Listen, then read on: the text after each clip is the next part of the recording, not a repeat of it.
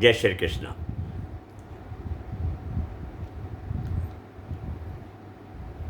मेरे प्यारे सज्जनों, मित्रों, यंग किड्स, नए वोटर्स, 18, 20, 21, 25 साल वाले नौजवान साथी, आज मैं आप लोगों के साथ उनके बारे में बात कर रहा हूँ जिसको लगभग आप सब अच्छी तरह जानते हैं, बहुत अच्छी तरह जानते हैं, और उनका एक ट्रेडमार्क नाम भी प्रसिद्ध हो चुका है, योगी आदित्यनाथ जी।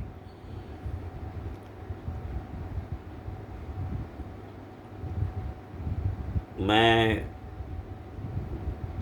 ये तो इनको पता नहीं कितने सालों से सुन रहा हूँ, देख रहा हूँ। इनके मैंने भाषण लोकसभा में भी बहुत सुने हैं, इनके प्रवचन भी मैंने एक दो सुने हैं, ज़्यादा नहीं सुने, मैं झूठ नहीं बोलूँगा, लेकिन मैं पॉलिटिक्स में ज़्यादा देखता हूँ तो मैंने इनके भाषण भी बहुत सुने हैं, इनको बोलते सुना है। विधानसभा में तो अच्छी नोक झोंक, मीठी नोक झोंक अपने मित्रों के साथ करते सुना है। एक अखिलेश जी और इनकी बड़ी प्यारी प्यारी नोक झोंक भी मैंने बहुत बार सुनी है। डेमोक्रेसी के ये मज़े हैं, आप कड़वा भी बोल सकते हैं, मीठा भी बोल सकते हैं। और सबसे बड़ी हैरानी मुझे ये होती है इस प्रजातंत्र की कि वो प्रजातंत्र के चार दीवारी के अंदर, लोकसभा में, राज्यसभा में, आप जो चाहो बोल दो, चाहो जिसको जितनी गंदी गंदी बातें करनी है कर दो, आपको इम्यूनिटी है, कोई आपके ऊपर एक्शन नहीं है। आप अपनी भाषा के मर्यादा रखो या ना रखो। हालांकि मैं यहाँ के लिए नहीं बोल रहा हूँ, इनके योगी जी के और जो इनके काउंटर पार्ट हैं, बहुत दोनों पढ़े लिखे हैं। अखिलेश जी को भी मैं अपने दिल से पसंद करता हूँ। फिर वही बात है, वो अपनी विचारधारा से बंधे हुए हैं। तो और योगी जी तो पूरे हिंदू धर्म की, जैसे बोलते हैं ना, अपने हिंदू धर्म, सनातन धर्म को अपने कंधे पे लेके चल रहे हैं। और बहुत सारे हैं, लेकिन ये उनमें से काफ़ी आगे हैं, काफ़ी आगे हैं। बस ये गोरखनाथ पीठ के महंत भी हैं, सो बड़े प्रसिद्ध धार्मिक गुरु भी हुए। जो मैंने इनके बारे में थोड़ा जाना है, बहुत छोटी उम्र में ये पढ़ाई करके घर छोड़ के निकल आए। ये अयोध्या के लिए जो प्रदर्शन हो रहे थे, जो जितने अयोध्या में मंदिर बनने के लिए इन्होंने घर छोड़ दिया और उसमें ये शामिल हो गए। ये मैंने थोड़ी हिस्ट्री पढ़ी है इनकी। उसके बाद तो फिर ये राजनीति में पूरे आ गए। अभी 7 साल से ये उत्तर प्रदेश के मुख्यमंत्री हैं।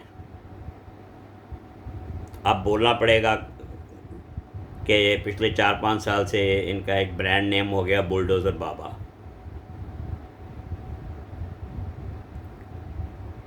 बहुतों को कुछ बुरा लगा होगा, इसमें तो शक नहीं। जिसका नुकसान होता है उसको बुरा। बाकी मेरे हिसाब से 90% लोगों को, जो जनता है उत्तर प्रदेश की और बाहर की भी, उनको ये अच्छा लगा कि ये क्या कॉन्सेप्ट आया। मैं फिर थोड़ा गीता का सुनने वाला हूँ। प्रभु श्री कृष्ण यही बोलते हैं, आप अन्याय को छत तक सहन कर सकते हैं, कुछ हद तक अन्याय सहन करिए। अब जो गरीब जनता है या जो असहाय जनता है, जो अन्याय होते सहन करती जाती है, तो प्रभु कोई ना कोई रूप भेज दें, कोई ना कोई रूप भेज ही देते हैं। तो इसको मैं तो यूं ही गिनूंगा कि महंत योगीनाथ जी, महंत भी हैं, योगीनाथ जी भी हैं, कोई एक ऐसा रूप बना के आए और उन्होंने पूरे उत्तर प्रदेश का कायाकल्प कर दिया। अपने 5-6 साल के समय में ऑलमोस्ट पूरा कायाकल्प हम देख रहे हैं। जितनी शांति अब वहाँ है, आज से कुछ साल पहले तो हमने तो बहुत उम्र देखी नहीं थी, और बहुत बुरी बुरी खबरें, बहुत बुरे बुरे समाचार आते रहते थे, वहाँ से आते ही रहते थे। उसका असर क्या होता था? उसका असर अगल बगल जो साथ साथ में जो राज्य लगते हैं, वो भी उनके भी उस तरह के आचरण हो गए थे वहाँ पे। समाज में हमेशा दो तरह के पुरुष रहे हैं, ये पुराने ज़माने से, अच्छे भी और बुरे भी। तो अब जब से इनको मुख्यमंत्री बनाया गया, तो ये इनका राजधर्म था कि मैं अपनी जनता का ख्याल करूं, उनको कुछ सुख देने की कोशिश करूं, जो अन्याय हो रहा है वो उसको कम करूं, और सबको अच्छी तरह जीने का हक है। उस पे जिस व्यक्ति ने उस दिमाग से काम किया है, और बिना कोई लालच के, बिना कोई, जिसको बोलते हैं ना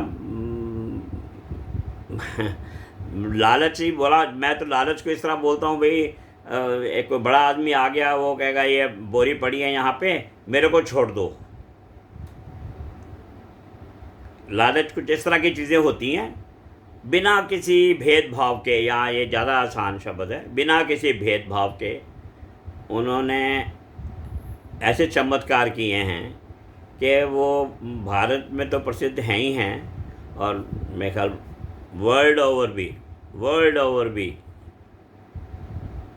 उनकी ख्याति बहुत ज़्यादा है। हमारे प्रधानमंत्री जी तो खैर हैं ही, उनकी टीम भी बहुत है, लेकिन उसमें योगी आदित्यनाथ जी भी अपना स्थान रखते हैं। मेरे लिए पूजनीय हैं, और लाखों लोगों के लिए भी पूजनीय होंगे। जब मैं इनको कंजक करते हुए देखता हूँ, अपने धर्म के पूरे नियम पालन करते हुए देखता हूँ, जैसे व्रत रखने होते हैं, जो सब ये करते हैं, और ये भी वही है कि कोई चर्चा नहीं करते हैं, कोई कुछ पता नहीं है ये क्या है, कैसे हैं, क्या नहीं है, बिल्कुल अपना सादा जीवन अपने आप में गुजारते हैं। उसकी कोई मशहूरी, उसकी कोई पब्लिसिटी ना वो करते हैं, ना वो चाहते हैं। इनके परिवार उत्तराखंड में रहते हैं। आप ज़्यादातर आप सब ने जो भी YouTube देखते हैं, जो भी इनको जानते हैं, उन्होंने सब सर्च करके रखा होगा। मेरे ख्याल शायद 1-2 बार ही अपने घर गए हैं। कोई, मैं ज़्यादा बोलूँगा तो ठीक नहीं है। आज का टॉपिक है इलेक्शंस, लोकसभा इलेक्शंस जो भी चल रहे हैं, शुरू हो गए हैं, 2024, जिसका रिज़ल्ट 4 जून को आने वाला है। सभी पार्टियां अपनी जगह मेहनत कर रही हैं, खूब जोर लगा रही हैं, खूब मीटिंग्स हो रही हैं, अच्छी बुरी भाषा, हर तरह का खुला इस्तेमाल हो रहा है।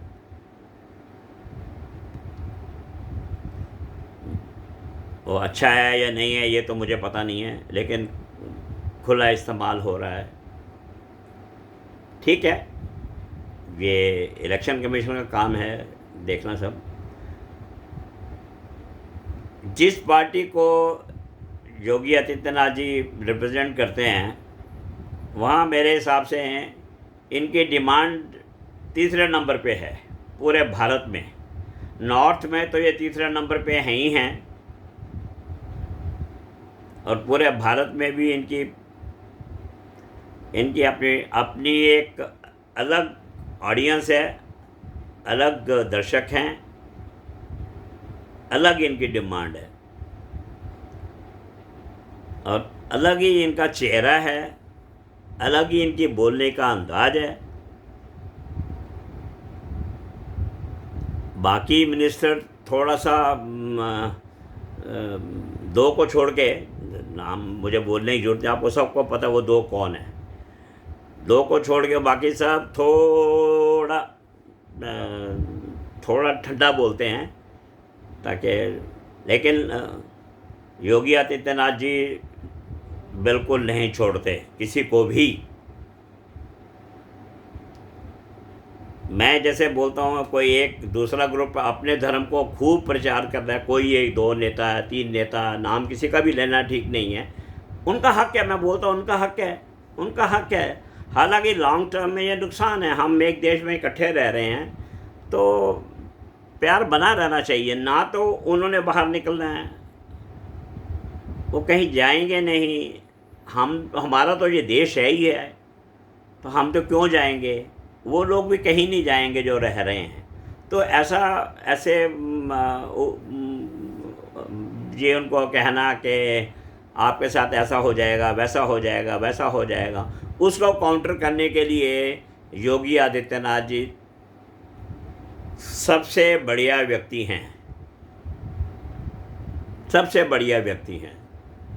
और हिंदू और सनातन धर्म के लिए तो मैं फिर बोलता हूँ, ये हम सब भारतीयों का हक है उस पर बात करना, बोलना।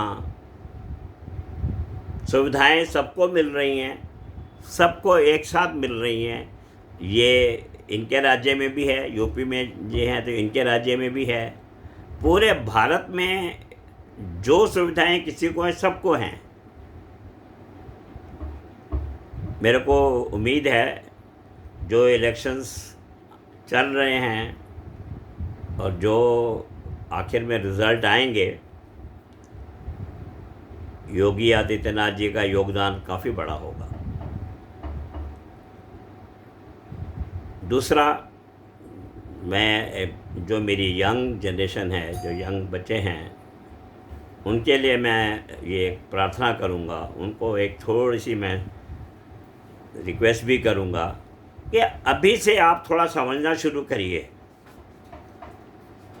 कि ये भारतवर्ष है, ये भारत देश हमारा है। कौन इस देश को ज़्यादा मजबूत बनाएगा, कौन बना सकता है, कौन इस देश के लिए ज़्यादा लाभकारी रहेगा, कौन आपके भविष्य को ज़्यादा अच्छा बनाने के लिए मेहनत करेगा, कौन आपको यही कहेगा कि अपने देश में रहिए, अपने स्टार्टअप्स खोलिए, अपने यूनिकॉर्न्स खोलिए, अपनी मुद्रा लोन लीजिए, अपने देश में रहिए। आप ये ज़रूर ध्यान से सोचिए कि कौन से सरकार आएगी, कौन आपको उस तरह जाएगा। अभी जो सरकारें, अभी जो पब्लिसिटी जो हो रहा है, किसने क्या आपको प्रोजेक्शन दिया है। एक प्रोजेक्शन तो क्लियर है, हम ये दे देंगे, ये दे देंगे, ये दे देंगे, ये दे देंगे, ये दे देंगे, आपकी गरीबी रातों रात ख़त्म।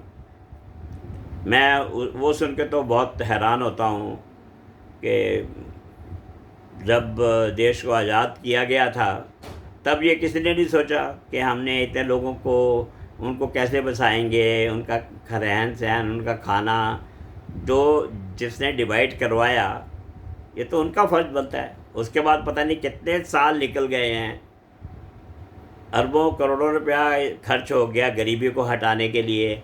आज भी गरीबी वहीं की वहीं है, शब्द गरीबी वहीं है, गरीब और गरीबी। मैं फिर बोलूँगा, आप जिम्मेवार बच्चों को इसलिए ये एग्ज़ाम्पल दे रहा हूँ, ये योगी जी तो उसमें आ गए। आप जो नए शादीशुदा जोड़े हैं, जितने भी नए शादीशुदा हैं आज के टाइम में, वो जब प्लानिंग करते हैं, पहले तो शादी की प्लानिंग ही तब करते हैं आज की जनरेशन, जब वो समझ लेते हैं कि मैं कैपेबल हो गया हूँ अपने घर को चलाने के लिए, संभालने के लिए, तब वो हाँ करता है शादी करने के लिए अपने माँ बाप से। नंबर 1। नंबर 2, जो उससे भी ज़्यादा ज़रूरी है कि जब शादी होगी तो वो सोचते हैं कि बच्चा कब करना हमने, वो तब बच्चा पैदा करने की सोचते हैं जब उनके पास उतनी हैसियत, उतना समय, उतने संसाधन बन जाते हैं कि अब हम एक बच्चा पैदा करेंगे। ये सोच 1947 में भी होनी चाहिए थी। कब इतने बड़े देश को अपने हिस्से में ले रहे हैं, दूसरे हिस्से में बहुत छोटा सा देश जा रहा है, इतना बड़े देश को ले रहे हैं, तो क्या वहाँ उस समय के नेताओं ने सोचा होगा कि इनको बसाने का, इनका रहने का, इनको खाना खिलाने का, कई सालों तक इनको गुजारा बता देना या सब कुछ करना, ताकि आप घर पलट के एक से दूसरी जगह आए हैं, आपको जमने बनने में समय लगेगा, तो तब क्या किसी ने तब सोचना चाहिए ना। ये चीज़ें वहीं से शुरू होती। मेरे ख्याल में मैं सन 50 से पैदा हुआ हूँ, मेरी यहाँ समझ 10 साल के बाद, 12 साल के बाद शुरू हुई है। मैंने तो ये नहीं देखा होते हुए। बहुत सारी सरकारें आई, बहुत सारी चली गईं, गरीबी हमेशा एक शब्द बना रह गया, गरीब भी हमेशा शब्द बना रह गया। अभी जो सरकार चल रही है, ये नहीं कह सकते आबादी बढ़ेगी तो गरीब भी बढ़ेंगे, अब उसी रेशो में अमीर भी बढ़ रहे हैं। ये इस देश की विडंबना का ये हर देश की है, जितनी गरीबी है उतनी अमीरी भी ज़्यादा है। सो इसका कोई जवाब नहीं है। तो ये सब सोचने की बातें हैं। तो हमें ये भी देखना चाहिए, यंग मैन्स, योगी जी जिस तरह कैंपेन कर रहे हैं, या और जितने लीडर कर रहे हैं, या जो सरकार आप चाहते हो आए, क्या वो आपके भविष्य को कुछ अच्छा बनाएगी? कम से कम हम तो 5 साल का ब्लॉक सोचते हैं ना, 5 साल। एक मजबूत सरकार आपको ज़्यादा लाभ देगी। आपने पिछले 10 साल देखे हैं या 5 साल देखे हैं, आगे 5 साल चुनेंगे, फिर आगे तो चलते रहने वाला एक सिस्टम है। डेमोक्रेसी हमारी बहुत मजबूत है। तो योगी जी हों, आज मेरा योगी जी का टॉपिक है, तो ये उसी दिशा में मेहनत कर रहे हैं। अब मुकाबले में बहुत लोग हैं, सब अपना अपना जोर आजमाइश कर रहे हैं, लेकिन मेरी यंग जनरेशन है, प्लीज़ मैं आप लोगों से फिर प्रार्थना करूंगा, एक तो वोटिंग करनी ही करनी है, आपको वोट देना है। आपको जहाँ वोट कम पड़ रहे हैं, आप सोचिए, आप जो वोट डालने नहीं जा रहे, वो किसका नुकसान कर रहे हैं? वो अपना नुकसान कर रहे हैं। हम कल शिकायत, जिन्होंने जहाँ 40-55% वोटिंग हुई है, 45% लोग कल बिल्कुल शिकायत नहीं कर सकते कि ये सरकार हमारे लिए काम नहीं करती है। यहाँ पानी बह रहा है, या यहाँ ये हो रहा है, या वहाँ हो रहा है, देश में हमारी इज्जत नहीं है, या हम विदेश भी नहीं जा सकते, वो बिल्कुल शिकायत करने के हकदार नहीं हैं। क्योंकि आपने अपने प्रतिनिधि को चुनने के लिए वोटिंग ही नहीं की, कोशिश ही नहीं की।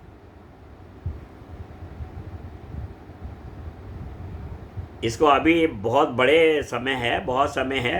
मैं प्रार्थना करूँगा, वोटिंग डे के दिन वोट डालना ज़रूर अपना एक फ़र्ज़ समझिए, ड्यूटी समझिए। अधिकार भी समझिए।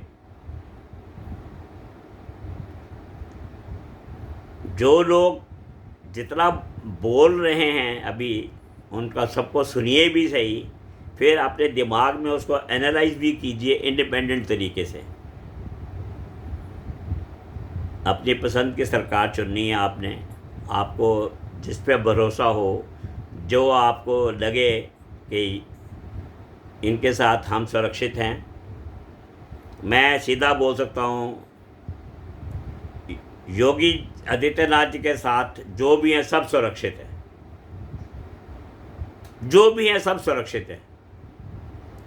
अब उनके जो प्रधान हैं, गुरु प्रधान हैं, वो तो फिर नेचुरली उनके लिए मुझे कुछ बोलने की ज़रूरत ही नहीं है। वीडियो पसंद आया हो, क्योंकि मैं वीडियो बनाऊंगा ऐसे जी, देखिए बीच में कुछ ना कुछ और टॉपिक देता रहूँगा, क्योंकि मेरे एक वीडियोज़ में कुछ कमेंट्स आते हैं तो मैं सीधा जवाब दे नहीं सकता हूँ। मैं यूट्यूबर तो कम हूँ, मैं बुज़ुर्ग आदमी ज़्यादा हूँ, बुज़ुर्ग हूँ, अपनी उम्र का हूँ।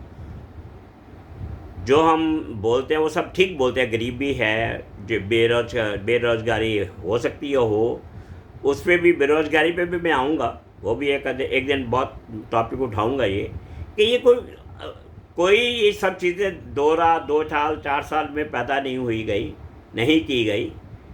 सो अब ये समय है, आप सोच समझ के सरकारें चुनिए, सोच समझ के चुनिए कि कौन आएगा जिसको अपना लालच थोड़ा कम होगा और देश का ख्याल ज़्यादा होगा,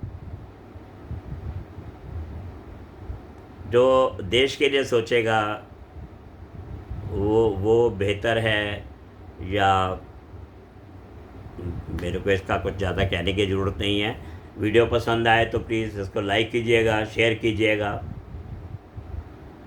कोशिश करिए पूरा सुनने की कोशिश करिएगा। मैंने कुछ गलत बोला हो तो मुझे ज़रूर सलाह दीजिएगा। मेरी भाषा में कुछ कमी गलती रह गई तो मैं माफ़ी चाहूँगा। आप सबको हार्दिक शुभकामनाएं। फिर बोलूँगा, देश के प्रबुद्ध नागरिक बनिए, समझदार सरकार चुनिए जो हम सबका ख्याल करे। जय श्री कृष्ण।